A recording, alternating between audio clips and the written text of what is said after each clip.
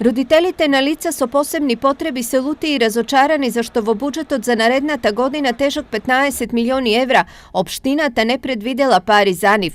Вчерашното изгласување на буџетот тие го доживеаја многу емотивно зашто по низа средби, градоначалникот лично им вети процент од општинските пари и за нивните потреби. Во наредниот период ќе го создаваме буџетот за 2018 година. Јас ќе остварам уште една средба со нив да видам прво кои се можностите на општинскиот буџет и ќе разговарам со нивното здружение за да со нив заедно договориме што е она кое што ние можеме да го одвоиме и дали е тоа доволно кое што ќе го одвоиме. Затоа не сакам сега да калкулирам со бројки, меѓутоа максимум што можеме ќе одвоиме заради потребите на оваа категорија на ова здружение.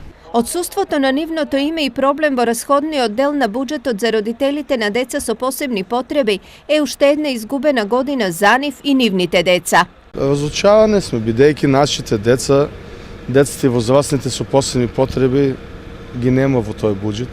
Ние бававме 1% од буџетот на општина Штип.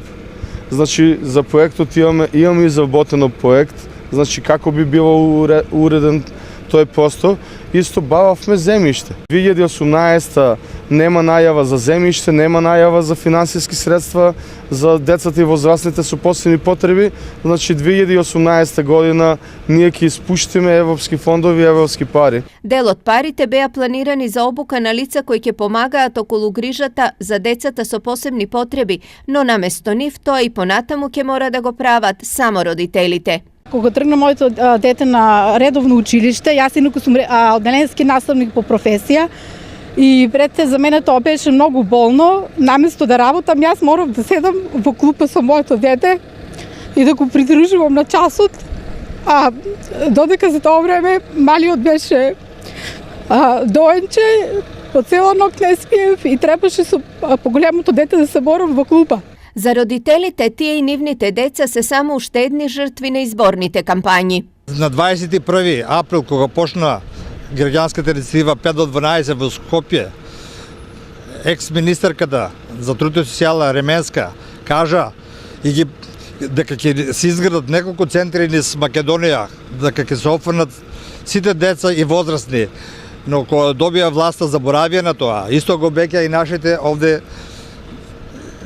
претеници обеќа, онедува, ја добија власта, ја добија поддршката од нас и не заборавија, но не ги заборавија златните кучиња кои ги обожаваат. Дали вреди едно куче повеќе од еден човечки живот? Од друга страна, денесот кабинетот на градоначалникот излегоа со следново соопштение. Ке се искористат сите ингеренции кои што ги има општина Штип во решавањето на проблемите со кои што се соочуваат лицата со аутизам и нивните родители. Имено во буџетот на општина Штип за 2018 година има повеќе ставки кои што вклучуваат финансиски средства за обезбедување помош за граѓаните, невладени организации и здруженија на граѓани, вклучително и Здруженијето на родители на деца и возрастни со аутизам и сродни состојби.